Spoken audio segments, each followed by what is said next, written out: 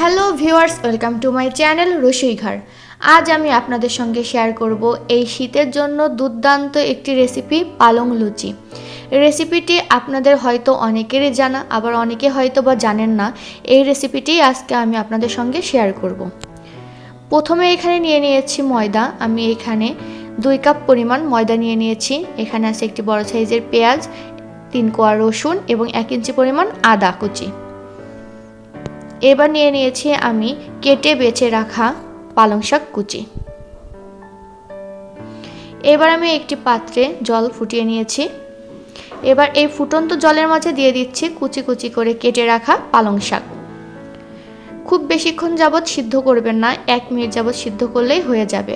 অনেকক্ষণ যাবত যদি আপনারা এটাকে সিদ্ধ করেন তাহলে শাকের রং নষ্ট হয়ে যাবে। ভালোভাবে এভাবে গরম জলের মাঝে উল্টিয়ে পাল্টিয়ে নাড়াচাড়া করে নেবেন। দেখতে পাচ্ছেন এই অবস্থায় যখন শাকটা চলে আসবে তখন আমি এটাকে নামিয়ে ঠান্ডা করে নিব। ঠান্ডা জল দিয়ে ধোয়ার কোনো প্রয়োজন নেই, নামিয়ে রাখলে কিছুক্ষণ পরে এমনি ঠান্ডা হয়ে যাবে। এবার ময়দার মাঝে নিয়ে নিচ্ছি স্বাদ অনুযায়ী লবণ, দিয়ে দিচ্ছি স্বাদ অনুযায়ী চিনি। কেউ চিনি দিতে না চাইলে চিনিটা বাদ দিয়ে দিবেন। এবার আমি হাতের সাহায্যে ভালোভাবে মাখিয়ে নিচ্ছি।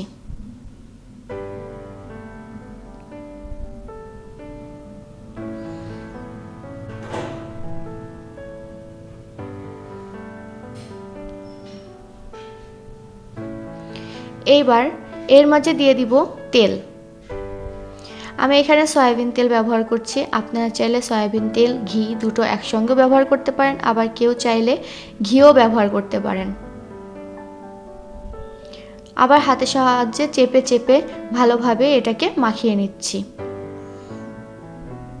এইভাবে চেপে চেপে ভালোভাবে মাখিয়ে নেবেন।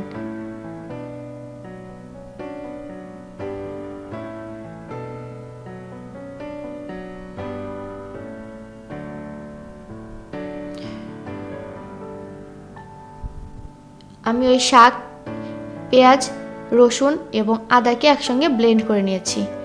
এবার মাখিয়ে নেওয়া ময়দার মাঝে আমি দিয়ে দিচ্ছি এই ব্লেন্ড করা শাক। আপনার চাইলে পাটায় এটাকে বেটেও নিতে পারবেন। আমরা সাধারণভাবে যেভাবে লুচিটা বানিয়ে থাকি সেভাবে বানাতে হবে। শুধুমাত্র জলের পরিবর্তে এখানে ব্লেন্ড করা শাক বা বেটে রাখা শাক ব্যবহার করতে হবে এবং একটু একটু করে যোগ করে এভাবে একটা ডো তৈরি করে নেবেন।